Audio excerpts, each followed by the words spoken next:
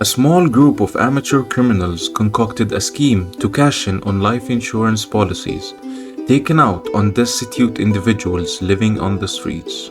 Designating themselves as the beneficiaries, they accelerated the fate of their chosen targets to claim the insurance payouts. However, they underestimated the resilience and drinking prowess of one particular Irishman. Mike Malloy hailed from County Donegal in Ireland and eventually settled in New York City, though he possibly had a stint as a firefighter. By the time we encounter him, he has fallen on hard times, quite hard times indeed. The grip of the Great Depression had snatched away Malloy's livelihood, compounded by his struggles with alcoholism. He descended into a life of destitution, scraping by with occasional odd jobs for short bursts of time, content to be compensated in booze. By the winter of 1932, with prohibition drawing to a close, Malloy found himself living rough, scavenging for drinks wherever he could. His quest for a tipple led him to a dingy Bronx pub called the Mermaid, owned by Tony Marino. The establishment was anything but upscale, with drinks served from a makeshift plywood bar, minimal furniture including a few tables, chairs, and a sofa, and a clientele predominantly consisting of impoverished men who rarely had the means to pay for their drinks. Consequently, Tony Marino was indelibly strapped for cash and eager to explore avenues to bolster his income. Marino had extended Mike Malloy's drinking tab as an act of generosity, but his kindness was draining his coffers. During a drinking session with his cohorts, Marino devised a plan to capitalize on Malloy's insatiable thirst for alcohol, similar to a scheme they had executed successfully on a vulnerable woman named Mabel Carson. Mabel, destitute and homeless, became the target of Marino's exploitation. He befriended her, lavished her with drinks, and offered her shelter in his own apartment. After securing a $2,000 insurance policy on Mabel's life, Marino implemented his scheme. One fateful evening, Marino got Mabel excessively intoxicated, then transported her to his apartment, where he stripped her naked, soaked her mattress and bedding with ice water, and positioned the bed beneath an open window.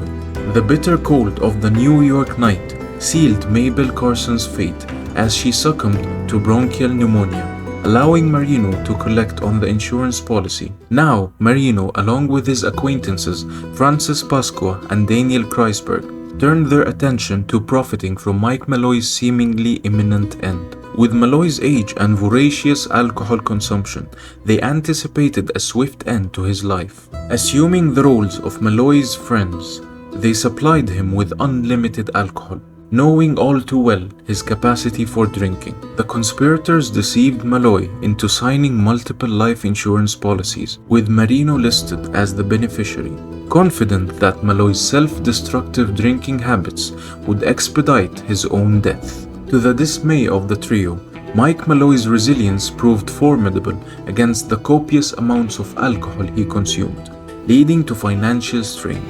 Determined to expedite Malloy, they enlisted the help of additional members to carry out his murder. However, their attempts were repeatedly thwarted by Malloy's remarkable endurance. Initially, the bartender Red Murphy spiked Malloy's drinks with antifreeze, followed by turpentine, horse lining oil laced with rat poison, and even oysters soaked in wood alcohol, all to no avail. Underrated, they resorted to feeding Malloy rancid sardines, mixed with metal shavings and ground glass, yet he remained unscathed. Echoing Mabel Carson's demise, Malloy was left outside in the cold after being doused with water, only to reappear the next day, seemingly unharmed.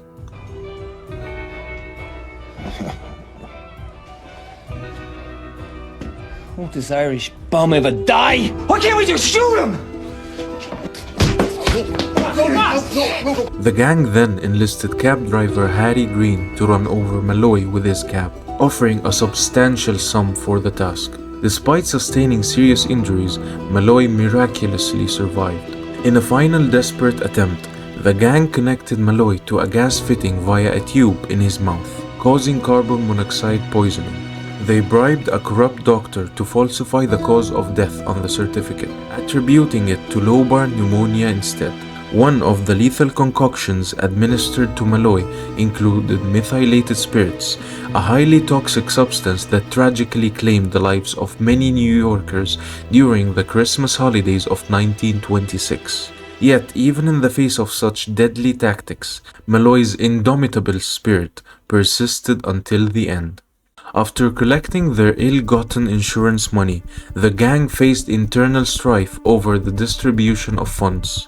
Marino, justifying his larger share, argued it was compensation for covering Malloy's exorbitant alcohol consumption.